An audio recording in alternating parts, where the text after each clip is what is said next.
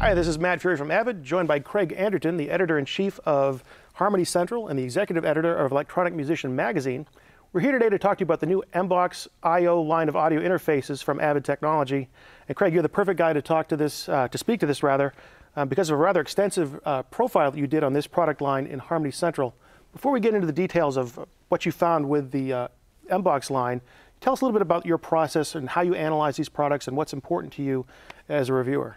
Well, the great advantage about doing it online, the review that you mentioned, we call it a pro review, and it's basically a forum format. So you can think of it almost as an open source review. I moderate the forum, so I'm basically the person throwing out the ideas and doing the tests and things like that, but people are welcome to comment, they're welcome to ask questions, owners chime in with their own tips, and in fact the manufacturer is invited to come in as well and talk about some of the aspects of it. Like if I have questions about the unit, I can say, so how did you design this, or why did you do things this way, or why does this cost more or less, or whatever. And so it's an interactive kind of thing that really exposes all the details of an interface. And of course part of this is to educate people about interfaces in general.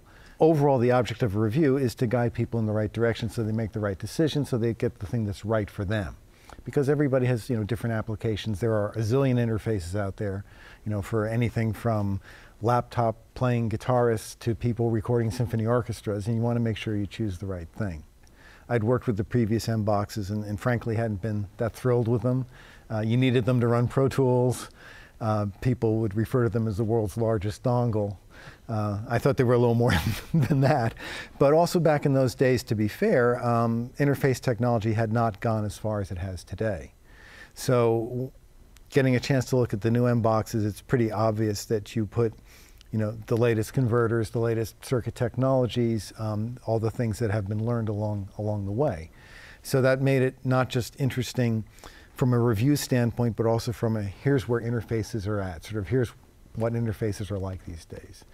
And I also found it interesting that this was coincident with divorcing the Pro Tools software from the Avid hardware, that you didn't have to have the two together.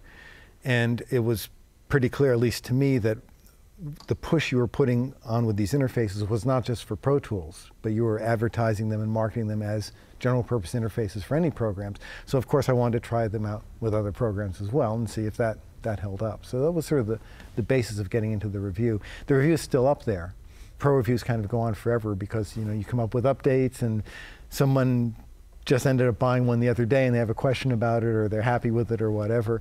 And so it continues sort of building this body of knowledge. And although the focus was on the main one, on the FireWire one, the top of the line one, we also covered the USB, sort of the middle of the range too. So people had a little perspective on the line in general.